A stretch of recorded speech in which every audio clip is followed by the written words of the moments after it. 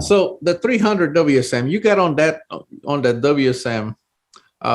Derek Rogers had won the nationals in what, 11 or 12 with one. Yeah, that's the one that I think.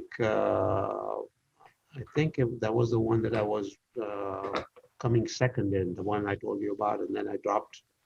He was on a different relay altogether because he was an unknown, so Right. they didn't know how to place him, in the first relays, and so he was shooting on a completely different relay string than us. He's a darn good shooter. I mean, he's a really good shooter, and I think he was shooting his dad's gun or something like that. And I said, wow, 300 WSM. And then who was that? Ballard. What is his first name? Charles Ballard. Charles Ballard was shooting a 300 the first time I saw him. So those guys were shooting it well. Mm-hmm. And so I said, okay, I think I need to build one. And so I did. It's taken a lot of experimentation to get the right loads. And I had everything running well. And then the World Championship for 2017. In 2014, I wanted to go to Canada and shoot and get acquainted with the range. Well, except they had range limits. So my speed would have been under the range limit, but depending on how hot the day is, it could have been over. And you know how that goes. So I dumbed down my load. Took me about 100 shots to figure out the next note down by about 100 feet per second. And I took it was a tack driver. I took it to Canada in 2014. And I won the 2014 match.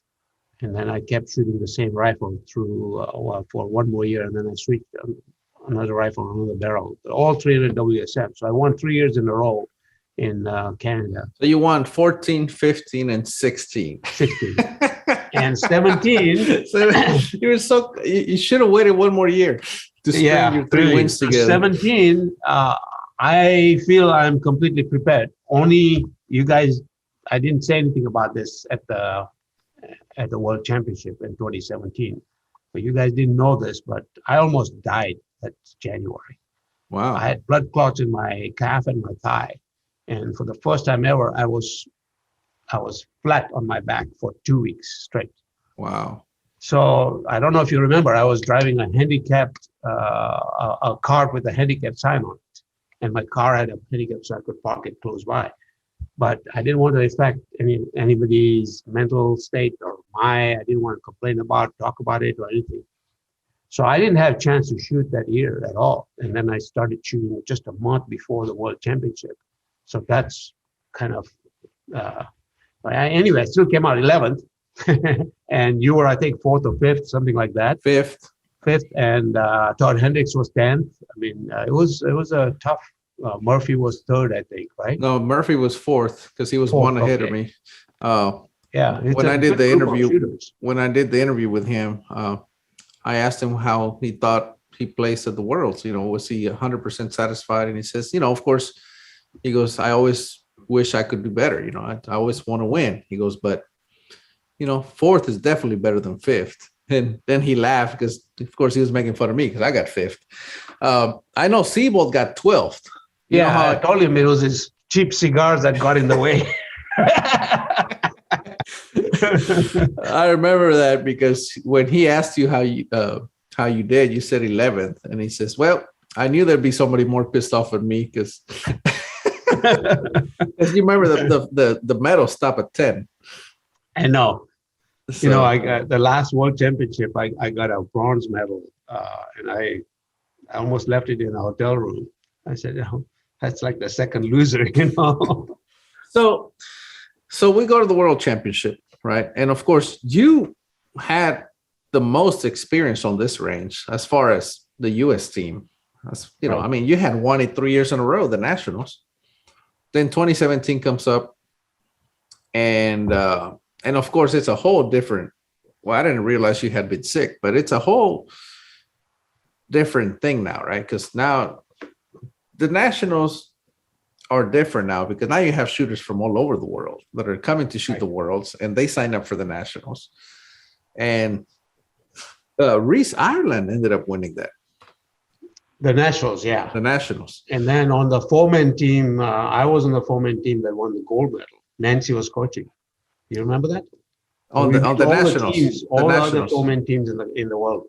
Yeah, the Nationals. Yeah, at the Nationals. Yeah. Yeah, and then for the world team, that's when it was you, Laney. So it was you. You were on my team. Yeah, I was on your team. So it was you, Laney, the world champion on your Danny team. Biggs. Danny Biggs, but the world champion, Kenny Adams. Kenny Adams. Yeah. Walter Lang. Right. Biggs, me, and Trudy. Right? I hope I didn't leave anybody. I think I got them all. Yeah. But man, that was a I thought that was a pretty heavy duty team. But I mean, that's the thing. Yeah, So there were a few things, that you can second guess people, but it's all past. It was a good team. I mean, there were a lot of good teams out there. Yeah, I mean, it was. I just thought it was a great team. I mean, we won day one. The first day we won, and then the second day is when we didn't do so well. What did we get? Did we get a bronze medal? We got a bronze on that. We got a bronze medal. Got I think Emil Praslik's team got silver. Yeah, and then the other U.S. team, Rutland team, with Seabold and Seabold coached the other team into a no, win. Seabold did not coach. He was a shooter. Oh, He was a shooter. Okay. Oh, Jim Murphy coached. no, Yeah, I'm He telling helped. you. no, no. Dale. Dale coach. Dale was the coach. Okay. Dale was the coach. Jim Murphy, I think he may have helped him. I don't know. He was a back coach. Yeah. He was a back coach, and they had Ninja, Gosnell. Yep. They had Gosnell. They had Bob Seabold. They had Pat Scully, and I don't know who the others were, but And they waited. They waited a long time. They were shooting till the very end, and that was something that paid off. well, this goes back to timing, right? What we're Yeah. just discussing. It's just when you shoot. Like Speedy always says, don't ever be in a hurry to drop points, because people. Speedy always says that. He may say it a different way, but he just. The point is, he goes, the minute they say you can shoot, a lot of people just start shooting. If it looks bad out there, don't shoot. Just he goes, you can drop the points at the end of the string. There's no, but you can drop the points when you have no choice. But at the beginning of the string, you have the choice to just wait and not drop the points yet. Now, in that we can do that here, but in international competition, you can't do that because you're a pair fighter. Well, I'm talking about the team matches. The team matches, yeah. But yeah, in individuals, same thing, right? If it's string fire and you can wait, just wait. Hindsight, if I had done that in 2013 or whenever, 13 at the burger when I was leading, but like I said, I started with 2 X's. I'm like, oh, I got this, and it's impressive how this game, how hard it is if you think about it. Some days it seems really easy. Yeah, it's all it's all a matter of a lot of practice. Back then in 2014, I was practicing a lot, and you see Todd Hendricks, he's been shooting everywhere, and so you can see the results. Right. He's finely tuned. I mean, he's honed into the conditions and everything. And he's smart, and he's a good shooter, and his loads are great, and his guns are shooting well. I mean, it all has to work together. You got to have, I always say it's 1/3 load, 1/3 rifle, and 1/3 you. And if you can get your load and your rifle to do it, then you only have yourself to blame. Right. Yeah. I blame myself a lot. You had the best,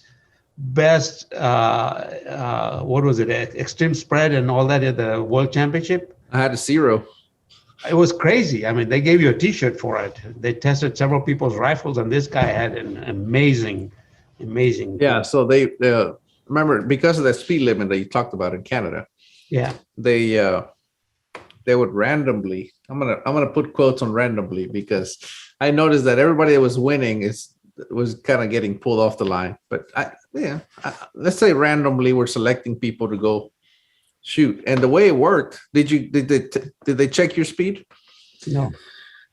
See, that just reinforces my theory. I'm joking. I'm joking. I wasn't that far up in the line. No, but they had they'd wait until you get done shooting. They'd go and find you wherever you were shooting, and of course they stand back there, and you're done shooting. And then as soon as you get done shooting, they walk up to you and say, "We need to go check your speed." And right there from your ammo box, they would take 4 rounds, and 3 they would make you shoot. Of course, they would take possession of them immediately, right? 4 of them they would make you shoot, and 1 they would keep to disassemble it if they had to, right? Just in case you lied about the bullet weight or whatever. And then they'd walk you immediately to the other end of the range, or on the low end. That's where they had the chronograph set up. Wherever you were at, they'd walk you to the low end. And right there, they'd make you shoot 3 shots over the chronograph. And they had 2 chronographs set up. They had an Ailer, and then I had a magnetospeed. And they get you all set up, and then they hand you the 3 rounds that they took from you. And they would randomly pick them all over the box. They wouldn't take 3 in a row, 4 in a row. They'd pick 1 here, 1 there, 1 there. And then he said, "Okay, you got to shoot them. What is your speed?" I said, 2880. I said, "Okay." And I shot them all 3. And the guy that was running the chronographs, he's like, "Oh, it didn't work." So then they called who was running those matches? Scott Bissett. Oh, Scott, yeah. So they went to go get Scott, and I said, "No, it worked. It worked." He goes, "It's not working. It's reading 0." And and that's why they had to go get Scott. And I said, "No, they were all the same speed, right?" So I told them not only was my ES was 1, my SD was 0. Yeah. And I told them my speed was 2880, and my average was 2877. I was 3 feet off of what I told them. Jeez. You're in a different range altogether too. Yeah. And but anyway, yeah, that was a great and that's why Scott found out about it. So he decided to give me a shirt at the award ceremony for the best, what is it, the lowest ES in the world or something like this. Yeah, it was impressive. I've never been able to do that. So, but I mean, yeah, I mean, I figured out how to load ammo, as we all have a lot of people. And, but like I said, at the end of the day, you have to put in enough work that it comes down to you. If you haven't done that, you already lost, right? Yeah. Because with the best gear in the world, it still requires a lot of mental fortitude to win. Right. Now you add a variable that the rifle's not shooting very well. Well, that's just going to get you more stressed out, which gives you less likelihood of winning. Yeah, if you go to a big match, you need to make sure your rifle's shooting well. I mean, don't go to a match if you say your barrel has got a life of, say, 1,500 rounds. Don't go to a big match with 1,200 rounds on your rifle thinking, "Oh, yeah, I got 300 rounds left. I'll be fine." Because it can flower up on you during the match and you're done. Tonight I'm feeling me, gonna make an ugly scene. Tonight